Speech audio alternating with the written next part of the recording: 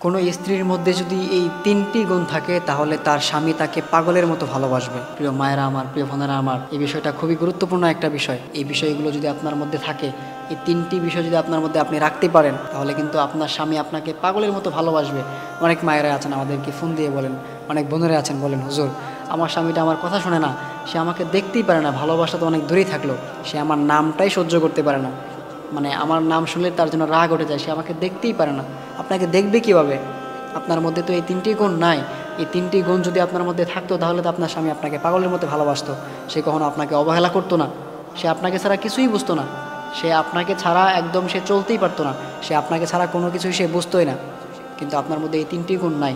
প্রিয় মায়েরা আমার, প্রিয় বোনেরা আমার, আপনাদের মধ্যে আপনারা যদি এই ৩টি গুণ আনতে পারেন, যাদের মধ্যে আছে আলহামদুলিল্লাহ, বাট যাদের মধ্যে নাই তারা যদি আপনাদের মধ্যে এই ৩টি গুণ আনতে পারেন, এই ৩টি গুণ যদি আপনাদের মধ্যে আপনারা নিয়ে আসতে পারেন, তাহলে আপনাদের স্বামীরা আপনাদেরকে পাগলের মতো ভালোবাসবে। তার মধ্যে নাম্বার 1 যে গুণটা, সেটা হচ্ছে আপনার স্বামীর যখন রাগ ওঠে তখন আপনি তার সাথে মুখে মুখে তর্ক করবেন না।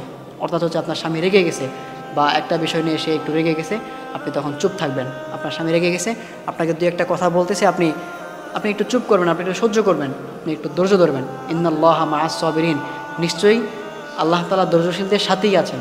এই জন্য আপনি তখন একটু ধৈর্য ধরবেন, আপনি তার সাথে মুখে মুখে তর্ক করবেন না। কারণ একটা পুরুষ সব কিছু সহ্য করতে পারে, কিন্তু যখন একটা পুরুষের সাথে কেউ মুখে মুখে তর্ক করে, একটা পুরুষের সাথে তার স্ত্রী যখন মুখে মুখে তর্ক করে, সে কশ্চিনকালেও এটাকে মেনে নিতে পারে না।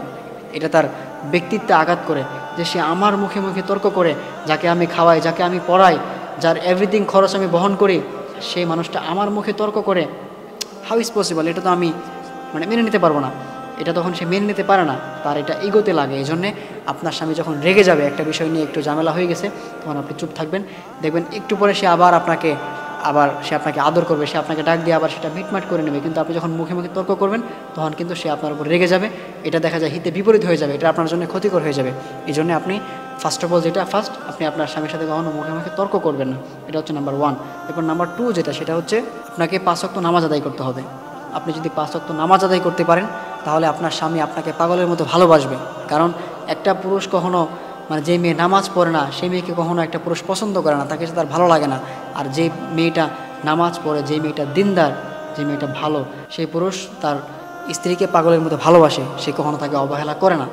এই জন্য অবশ্যই আপনাকে 5 ওয়াক্ত নামাজ আদায় করতে হবে। এটা হচ্ছে নাম্বার 2। নাম্বার 3 হচ্ছে যে স্ত্রীটা পর্দা করে, তাকে তার স্বামী তাকে পাগলের মতো ভালোবাসে।